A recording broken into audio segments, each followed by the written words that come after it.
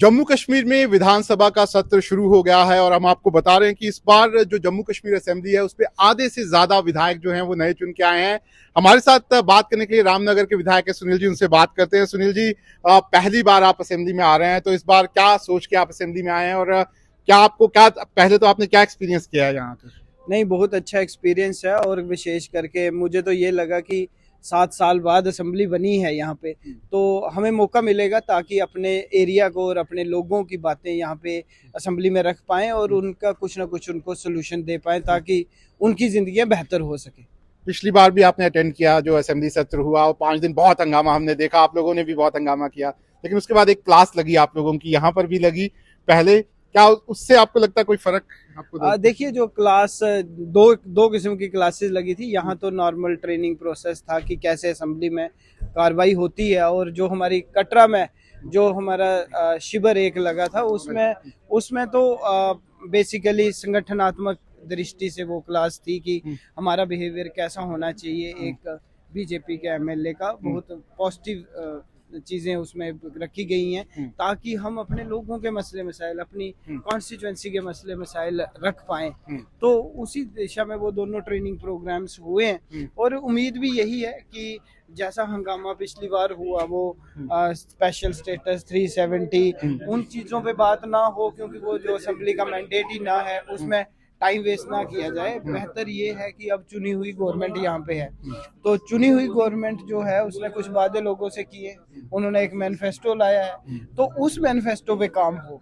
जैसे आज आप देख रहे हो बिजली के इतने लंबे लंबे बिल आ रहे हैं, तो वो 200 यूनिट बिजली फ्री करें। उन्होंने बोला 1 टाइम रिबेट देंगे, एमनेस्टी लाएंगे, उन पे लाए, 12 सिलेंडर देने हैं वो लाए। और विशेष करके अपने युवा जो यूथ है आज वो नशे में लुत्फुत है, तो क्यों ना उसके लिए पॉलिसी लाई जाए, उनके एजुकेशन सिस्टम को बेहतर किया जाए, उनको लाइवलीहुड ऑप्शन दिए जाए, उनकी एम्प्लॉयमेंट की बात जो कही है उस पर डिलीवर करें। उमर अब्दुल्ला काम करने से ज्यादा हम देख रहे हैं कि वो स्टेटहुड पे उनका ज्यादा फोकस है, मतलब वो लगातार बोल रहे हैं कि हम स्टेटहुड मिलेगी तो हम बहुत कुछ कर सकते हैं। आपको क्या लगता है कि जो उन्होंने वादे किए थे वो तो यूटी में जब इलेक्शंस हो रहे थे तब किए थे, आप उनको अब इस तरह से बोलना चाहिए या उनको यूटी में ही वो सारे काम करने चाहिए? देखिए, जो स्टेटहुड का मसला है, हम भी चाहते हैं स्टेटहुड मिले।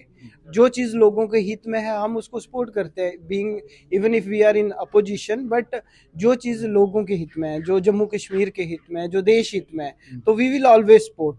आज उमर अब्दुल्ला जी ने डिस्ट्रिक्ट लेवल मीटिंग्स हमारे साथ की, प्री बजट मीटिंग्स, तो that was a welcome step, तो बहुत अच्छा हमें लगा। मगर ऐसी कोई भी चीज़ जिसपे असेंबली का टाइम वेस्ट हो, जहाँ ये बोलते रहे कि स्टेटहुड मिलेगा तो ही काम करेंगे, तो मुझे लगता है वो तो चीज़ नहीं होगी, वैसे नहीं होगा। They have sufficient power to deliver to the aspiration of the people, तो वो उनको करना चाहिए। लेकिन हाँ, ये मेरा सवाल था, आपने जो बताया कि उमर अब्दुल्ला साहब ने उनका कुछ इस बार बदले बदले वो भी नजर आ रहे हैं। आप लोगों के साथ ने 2 दिन की मीटिंग की, सभी डिस्ट्रिक्ट्स थी, कितना आपको लगता है उसका फायदा भी बजट में मिल सकता है?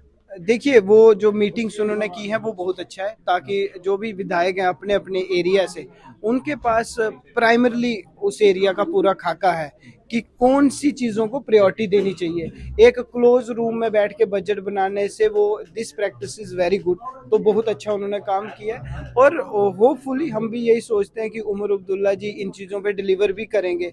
और जो बदले बदले आप सोच रहे हैं कि दिल्ली घूम के आए हैं, तो एक मुझे लगता है कि अच्छे स्टेटमैन का फर्ज भी है कि वो सेंटर के साथ अच्छे रिलेशंस बना के रखे, क्योंकि अगर अच्छे रिलेशंस होंगे तो जम्मू कश्मीर को उसका फायदा। लेकिन लोग ये बातें कर रहे हैं कि अच्छे रिलेशन इसलिए बन रहे हैं क्योंकि बीजेपी और नेशनल कॉन्फ्रेंस की नजदीकियां बढ़ रही है, कहीं सरकार तो नहीं बनाने वाले, आप बता नहीं रहे हम लोगों को? नहीं, वैसा अभी तो हम अपोजिशन में हैं and we will behave like a responsible opposition, और we will try to held this government responsible for every bad thing and we will appreciate for every good thing, तो वो वैसा हम करेंगे।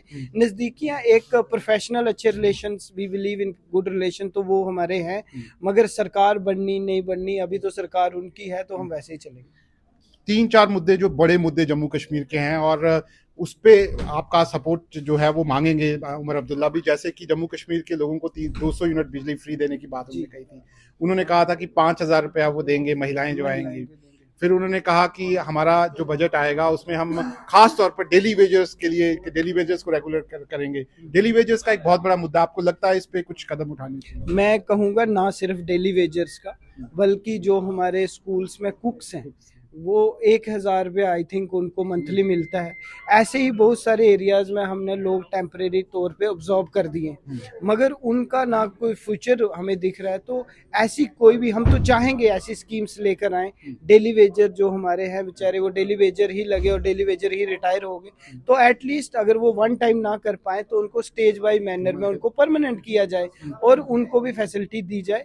तो इन सब मुद्दों पे हम उनके साथ हैं। आखिरी सवाल है मेरा आपसे, जब आपकी ट्रेनिंग हो रही थी तो उमर अब्दुल्ला साहब आए और उन्होंने कहा कि इस असेंबली से ऐसे एग्जाम्पल्स बना के जाने चाहिए कि मतलब वो हमेशा याद रहे।